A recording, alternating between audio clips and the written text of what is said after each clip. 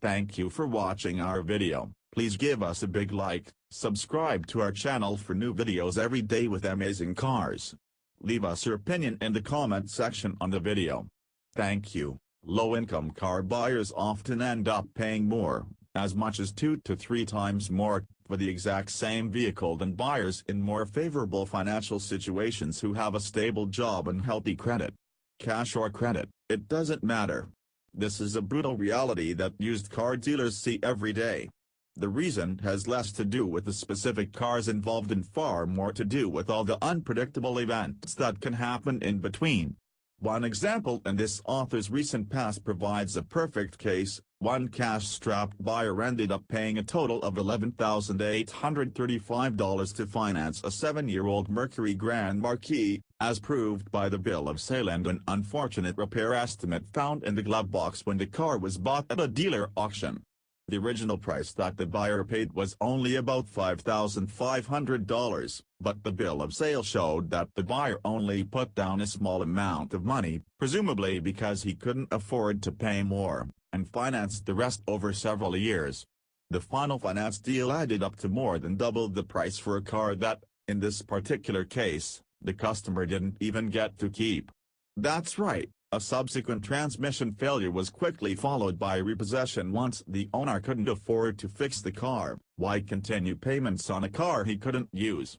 Only 5,000 miles later, I purchased the vehicle at a dealer auction for just under $2,300. One $700 transmission replacement later, and I had a loaded Grand Marquis with only 42,000 miles on it for $3,000. Repair bills sink those with shallow savings. A recent AAA survey found that a third of U.S. drivers reported they do not have cash on hand to pay an unexpected repair bill. Those in more comfortable situations can shop around for high-quality replacement parts and repairs. However, those who rely on cars and trucks as their sole means of transportation and live paycheck to paycheck don't have the same luxury of time. Indeed, for car owners who don't have a nest egg or even a savings account, the option to get a second opinion can range from costly to impossible.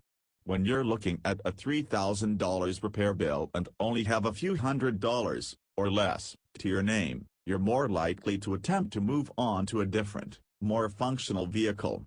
And when you're strapped for cash and desperate for a used car that you need immediately, you're more than likely going to focus on 3 simple things: the down payment, the monthly payment, the age and mileage of the vehicle. Many of the buy here, pay here lots that specialize in this risky market typically charge interest rates that are well north of 20% to balance out the risks and catastrophic failures that come with financing cars to people with weak or shaky financial histories. It seems like highway robbery, and it can certainly be done with predatory intentions, but those with lower or unsteady incomes and who lack good credit have an elevated risk of default. When your income is low and your savings are meager, anything from a medical emergency to a 4-figure car repair bill can easily pull you under. That leads to another unpublicized reality: limited access to cheap cars that are reliable. No access to low wholesale prices. What about getting a cheap ride like that Mercury at a wholesale dealer auction? Tough luck, you're not invited. You may know plenty about cars and feel like you could easily purchase a reliable, or easily repaired, vehicle from a wholesale market, but your knowledge and expertise don't matter because state laws are specifically designed to keep retail consumers away.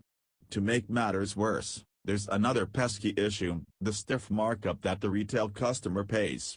This spread is now in the thousands of dollars, and according to one industry study, the difference between wholesale and retail prices on used cars was roughly 35% in 2015. It's easier to own a cheap car when you have a financial cushion because you can quickly handle many small mechanical issues before they become big mechanical issues. But if you're not as well off and have just one car that must stay on the road no matter what, you can easily become a perpetual debtor with a mediocre car instead of a long-term owner of a great car.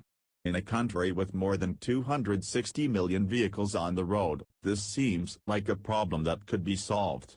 But until alternative modes of transportation, be it ride-sharing, mass transit, or a fleet of autonomous vehicles at our beck and call, become cheap and common enough to help those caught in this money trap, the U.S. marketplace will still be full of cheap cars that end up costing way too much. Thank you for watching our video. Please give us a big like, subscribe to our channel for new videos every day with amazing cars. Leave us your opinion in the comment section on the video. Thank you.